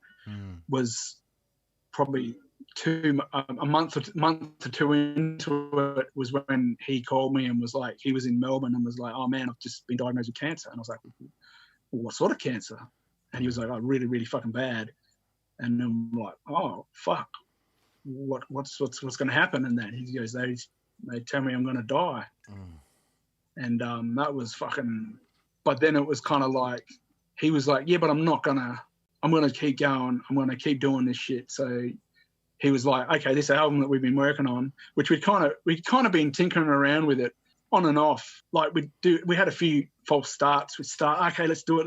We'd start, and then we'd sort of, other shit would happen, you know, drinking and fucking, you know, life running amok. And so we only had a couple of things that were kind of solidly done. And it wasn't until Hunter got cancer that he was like, fuck, I can't wait around anymore. Let's finish this album. Let's do it. This is the perfect motivation to do it. This is the one. This is the album I want to work on right now. And he thought it was going to be his last album to work on, which turned out it wasn't, because he then worked on Monster House with Vane. Monster House. And then his other one, Bring It Back. Yeah, like he just kept going. And I think when he first started, he was like, oh, I need to rush. I need to get this done. We need to work on it. This is like important. It was so important to him. It was like music was part of his soul. You know, you couldn't separate Hunter from the music. Like there wasn't a Hunter without music, without rap music. You know, he just didn't exist without it. Yeah. And so to him, it was like, he had a couple of things that were important to him, which was, you know, his son and music. And I think that in that order type of thing at the time was like he had to do all these things for his son, because he didn't know how much time he had left. And then he had to do all this music because he didn't know how much time he had left to make music. And he wanted to make as much music as he could because that's what he loved to do. And it really put it gave him a fucking boot up the ass to stop fucking around with stuff. It kind of motivated him to like go, okay, well, all this other shit I've been doing in my life, you know, fucking around, drinking and just running amok, you know, having a good time, but you're kind of not achieving anything. And I think, you know, because he said to me quite late in his cancer diagnosis, he goes, getting cancer is the best thing that's ever happened to me. And I was like, it's such a hard thing to hear someone say to you go, I never wanted you to have cancer, Hunter. I would take it back in a heartbeat. But his attitude was, this is the best thing that's ever happened to me. It's so hard because you're not in his shoes. You don't see what it's done to his life, how it's changed him. So he said it was the best thing that happened to him because I think it focused his mind, really put what was important in his life. It really whittled it down into these two sort of things, which was his son, you know, son, family, and then music. Just that's all that's important. All this other shit is bullshit. It doesn't matter. You know. And so this is what I'm going to spend what time I've got left doing. And so he did. And I mean, so we just smashed out that album. We just got knuckled down. And I think some of the earlier tracks that we'd started working on were the ones that came earlier in the album. And then sort of, I don't know, it kind of seemed like it came out a bit linear as well, the recording process, because if you listen to it, it kind of does get darker and darker and more in-depth into that sort of mindset, you know, of what he particularly himself was going through, but what I'd just been through as well. Because tracks like More Pills, More Problems, like they were giving him pills and he was just having to take pills and pills and pills. And I'd never been on medication really before that. And then I was all of a sudden on a whole bunch of different meds for things. And it was like, I didn't want to be on them. And I didn't feel right. Didn't feel good about it, and it just really fucked me up Yeah. Like being fucked up, having told that you've got issues and that you need to be medicated, and then that's a fuck up. But then, you know, that you've got in that place in the first place, but then being told that you have to take something that you don't really want to take is another fucking shit thing as well.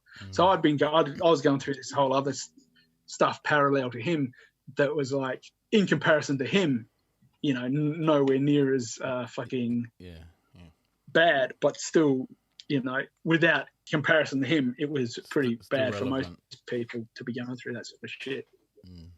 Yeah.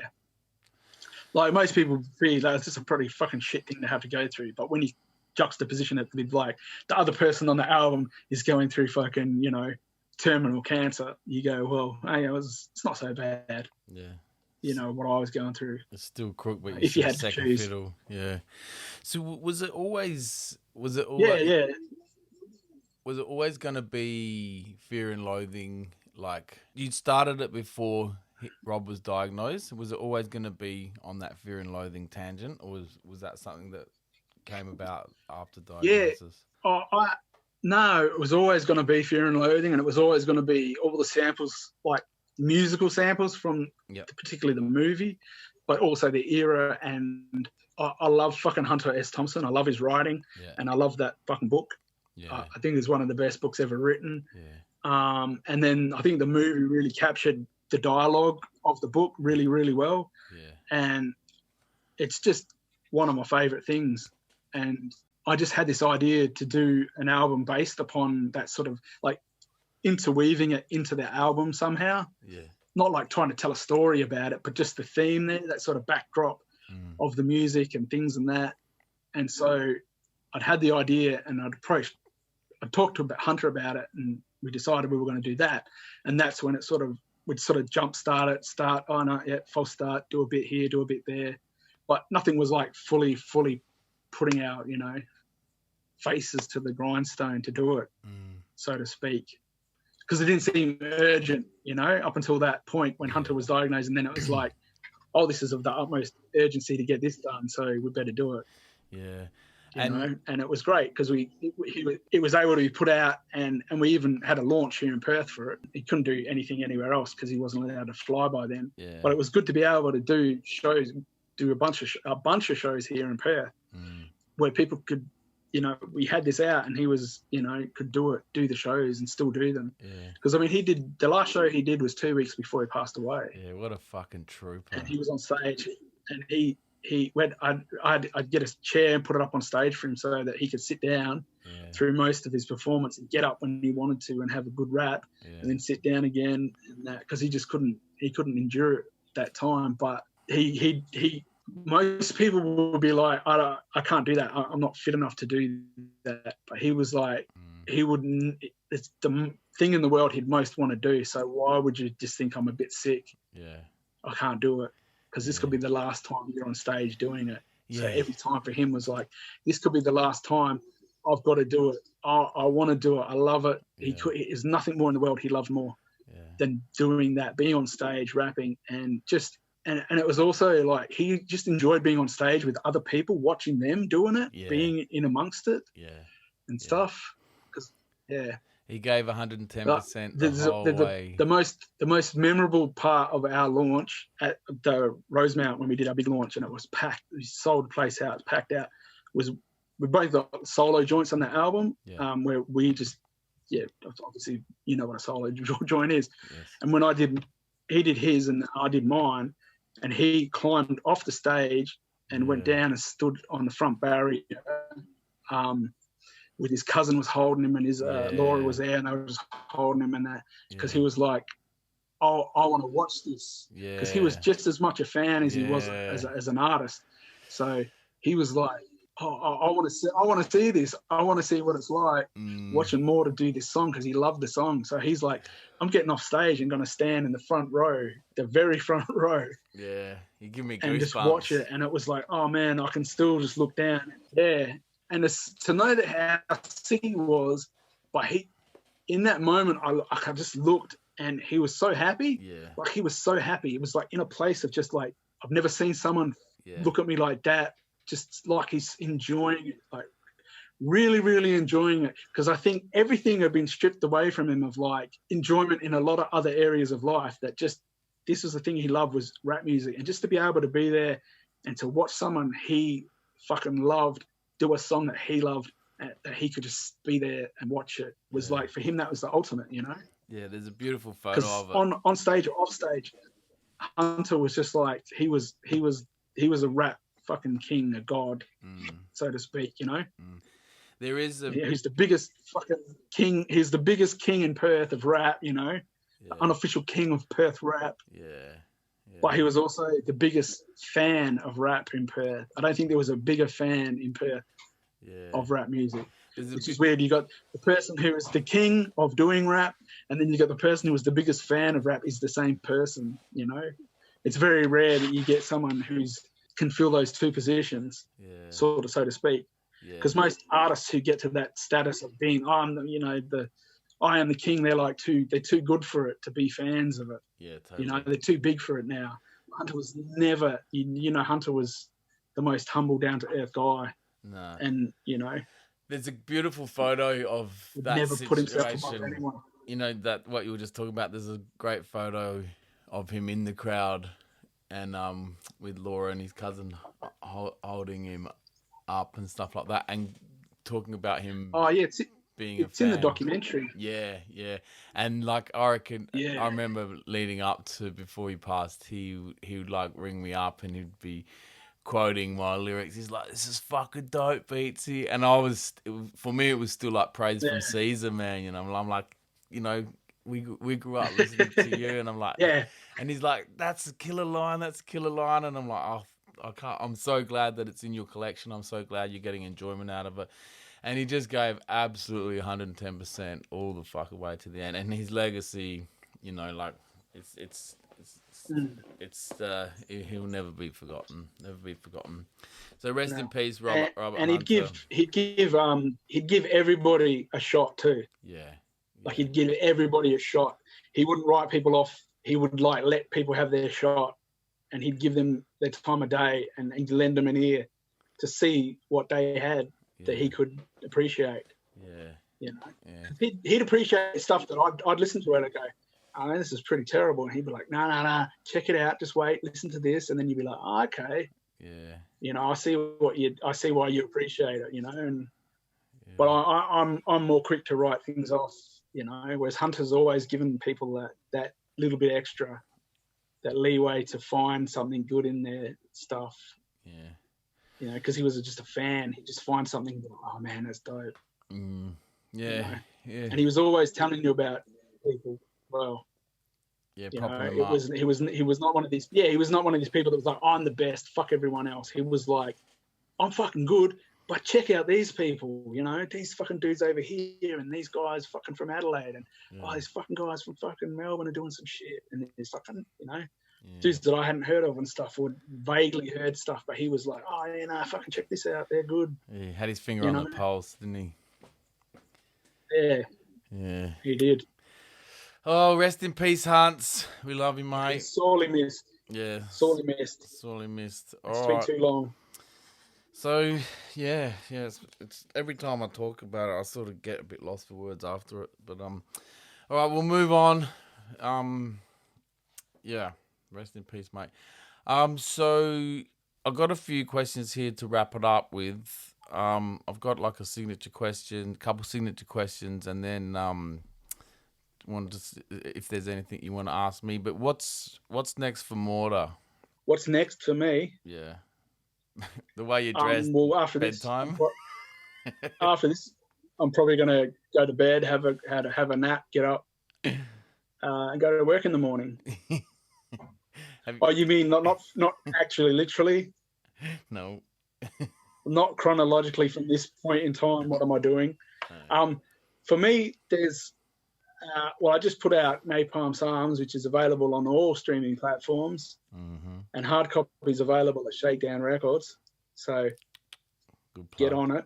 Good plug. There is a. You want to give away a copy for the episode? Do I? Yeah. Oh, I can. I don't want to, but I can. All right, we won't then. For you, nah, for you, Beats, I'll burn a copy and send it over so you can give it away. All right, sign a burnt copy. I'll Right, just, we'll run a little. We'll run a I'll competition. draw the cover. Nah, yeah. What was you saying? Oh, what's next? Well, music-wise, there is another album pretty much finished with my good friend, Mr. Checkmate. Oh yeah, I've got that written here actually. A Lord Disaster. Yeah. The Grand Lodge 3 album number 2 is in its final stages of production. It's just, needs a couple of tweaks and it's ready to go. I do have that written here, and I've just skipped straight over it. Not important enough for you, is it? Don't like it? Not for you, is it? Yeah. So tell us about that. What's going on with that? Can you give us any? So hang on, let me guess. Conspiracy theories, and conspiracy theories, No. and conspiracy No. theories, and sick production No. and sick raps. I think that's a sick little crew, you three guys, man. I like you, Checkers and Daz. I love the first one, and the artwork. It's just, it all ties in really well. I enjoy that. I still crank that on the regular. Yeah, the dash artwork's dope. Yeah. Yeah, well, me and Checkers are like, we're on the same wavelength in our way of thinking and our sort of how we view reality and question reality and our ideas, theories that we have about things. We're very much similar, and we discovered that quite earlier on. And thought we should make some sick raps about it. Yeah, it works. And Daz is pretty good on the beats. He's not bad, is he? And so I knew I could strong arm him into doing it. Yeah. I just threatened Daz, give us the beats, cunt. And he's like, okay, sure, Mortar. No worries, don't hurt me again. So yeah. All right. Because he's a very small boy. Disaster. Tiny. Leave Daz alone, you bully. All right, look. Pick him up and throw him against the wall quite easily. All right. You must be getting tired, Roy. Come on. All right, 2 more questions. All right. So, 2.5. So 2.5, 2.5. Top 5 dead or alive rappers and producers. It's such a hard thing to pick. Yeah. Because I could just say fucking heaps that I like. Top rappers, I want to say Checkmate for one. Yeah. Because that dude is incredible. Even though I've had the pleasure to rap with him and he's a good friend, I can still step back and look at how fucking good an artist he is. Yeah. And he still freaks me out sometimes when I'm there writing with him and recording, and he's like, "Oh, fuck you fucking cunt." Yeah. So fucking good. Yeah, he is. Making me look shit. No, he's good. And hopefully I'll make him feel like that too at some stage. But I think we do the same to each other, I say Checkmate. I have to throw Checkmate's for the Australian. I have to put someone in there from Australia. I'll probably say, Redman. Yeah. Good. Method Man. Pharamonch. Yeah. Around Internal Affairs, that album, that's just flawless and can't be fucked with, and lyricism on that is fucking incredible. Yeah. Fuck. You want to say yourself, don't you? Oh no, I don't have to. Everybody knows that. But fuck. It's who do you pick? Because there's so many. You could just go, and there's so many like obvious choices. I hate going with obvious choices of like, no Nas or Tupac or Biggie. Yeah. I really don't. I don't know. I'm a contrarian in that way of like, people think that. I'm like, oh fuck that. I don't want to know about that. Yeah. I listen to them, but I won't say they're the best. Yeah. I want to say, I'll throw one out from left field and just say Fred Star. Yeah. From fucking Onyx. Yeah. All right, producers. I'm going to go with Daz, Disaster, as my number 1, just because I know him. And if I say that, I'll get good points with him. It's like bringing him flowers and in chocolates. I just won't have to this week. I can just go, hey, look, I dropped your name on a. Well, by the way, congratulations to Layla and Daz on the birth of their little baby. So, what? What are you talking about? Why am I hearing it from you? You're out the loop, son. Scratch that. Daz is not in the number one spot. No. Yeah, no. I didn't know how many people they've been telling. So I didn't want to lag it in, but I didn't know if you'd known. I think it's out there, mate. I know Daz put it on Facebook, so fucking everybody knows, doesn't he? Yeah. Yeah. No, they have a beautiful child now. So dibs on first, and he can already make beats on the NPC. Yeah, that's why I want dibs on first interview, Layla and Daz. You heard it here. The kid just came out and he started tapping on things like, he's like bang, bang, bang. It's like, fucking. Can already put the play NPC the guitar. in front of him quick. Can already play the guitar, the flute. Yeah, all right, keep going with producers. He's already trying to EQ your voice. EQ. Yeah. He's EQing his fucking baby monitor. Oh, shit. Yeah. So producers, fuck. Who would I fucking rate? Well, obviously, fucking. I have to say Dre for all that earlier. Yeah. West Coast shit. That's fucking flawless, and so much good shit coming out, and it's just unfuckwittable. Well, Primo, obviously, that's how could you go past his fucking shit catalog? I'm gonna say like Large Professor. Yeah, good call. Some of the shit he did was dope. Some of that shit on the Nas's Illmatic and stuff was like, oh fuck, you know. Yeah. I'm not good at picking producers. I just don't care that much. I like the beats, and I'll be like, oh, that by that. Like I don't follow producers. I'll probably say like RZA. Yeah. Even though he's had a lot of fucking misses. Yeah. 36 Chambers, man. Fucking, he changed the fucking game with that. Yeah. Yeah, and just his vision and all that stuff as well as a producer, not just a maker of beats, but a visionary of like how to put an album together with other people and all that stuff. Did you watch the TV series, the Wu-Tang? I did, yeah. Yeah, it's pretty interesting. Yeah, pretty interesting. All right, so the signature question. True it was, but the signature question. All right, so. And then we'll plug your socials, and then we'll hang up. But I'll talk to you off air. All right. So if you could write yourself a gluten-free fortune cookie and send it back to yourself when you were like at an important time of your life, 16, 17, 18 years old, in one phrase, what information would you give yourself? I'd probably write, like, watch out for a big red-headed ginger cunt called Beats. Avoid him at all costs. It's probably something like that, yeah. Would that fit on a fortune cookie? I'd make it fit. Or maybe that could be the name of the podcast. I'll make it fit. I'll make it fit. Nah, but seriously, fuck. I don't know. What do I know? That would fucking, me at that age listen to me now? Don't get philosophical, mate. Don't get philosophical. What advice would you have wanted back when you were younger from yourself now?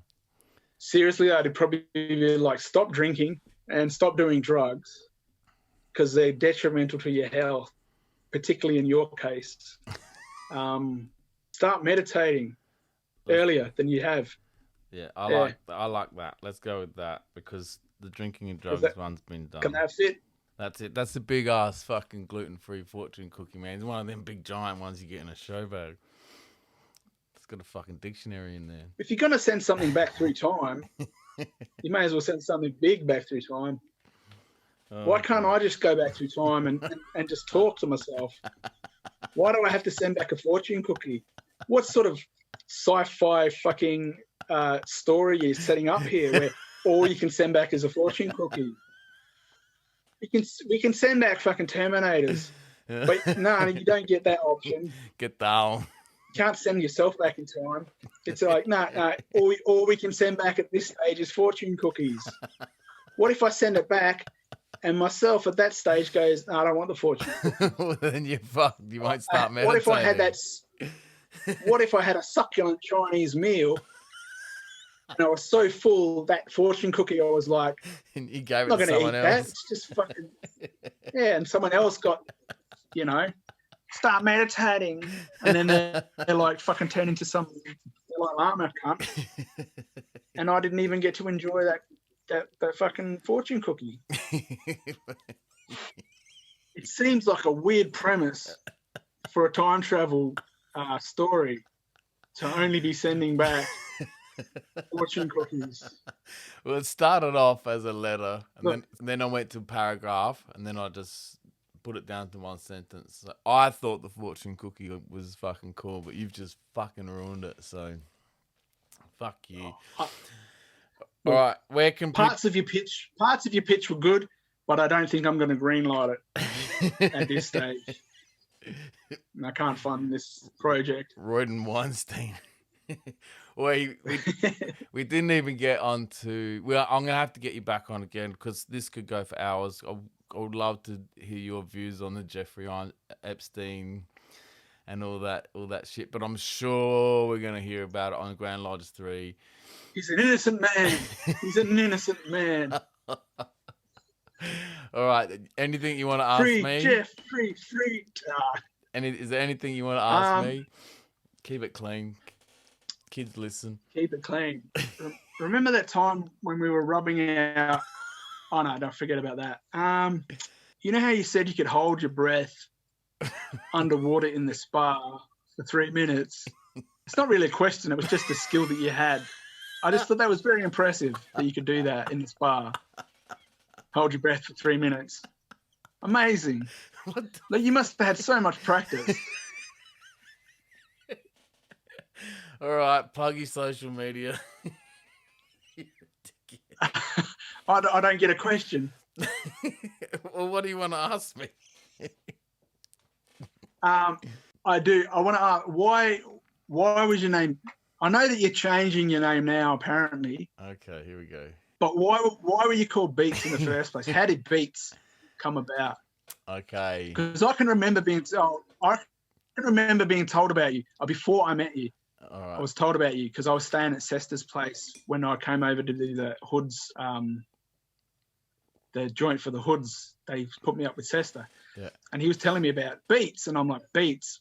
And he was like saying Beats, and I was like, what do you mean Beats? And he's like, that's his name, Beats. And I was like, Beats, as in Beats. I go, does he make beats? He goes, no, not really. And I go, why the fuck is he called Beats? And I'm like, I don't know. And I don't think I ever in the whole time ever got it out of you. Or maybe I did and I've just forgotten. Why was your name called Beats? Well, I do make beats. But all right, so that hearsay. I steal drum kits and pepper them across piano samples. So I used to write. I used to do graph, and I used to write secure, and the tag was too long to sort of run up on trains and buses and tag with. Do you want a shovel for that nose picking, mate, or what? I'm trying to get it out. This hay fever here in Perth is killing me. It's so crusty. So anyway, it's just as well this isn't being recorded and going out. People would see I was picking my nose. Now I can see and do it here in secrecy, and they'll never know. Fuck, man. I got scabs in my nose from this fucking hay fever shit. You want me to show you? I can get closer to the camera. No, you're right. I believe you, mate. Oh, I should screenshot that. That's fucking disgusting. Yeah, so I used to write my homeboy back in school, Mr. Hughes, a.k.a. He said, you need a shorter tag. And he said to me, you should write EAT, E-A-T. It's real easy. And then I'm like, nah, started writing beat, and then just used to just get up and then just start beats, and then I wasn't called Beats for ages. Like I sort of broke off from all those friends, and then as I got back into music, I'm like, you know, when I started making music, I'm like, fuck, what am I gonna go by? And I'll just be like, oh, I'll just use my old tag, Beats. So there's no real. I lie to people about it and say it's because I have the complexion of a beetroot, and you know. I think that's what you told me. You dirty red. But yeah, yes, I have. Yeah, I'm red. I am red. I am not white. I am red. I think you said that to me once. I've noticed that. I said I'm white. You go, you're not white. You're pink. Yeah.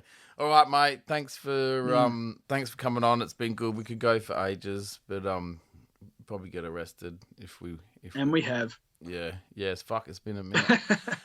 So, ladies and gentlemen, that was the one and only Mortar. So thanks for coming on, brother. And take care. Give my love to the family. No worries. It's been a pleasure. Yeah.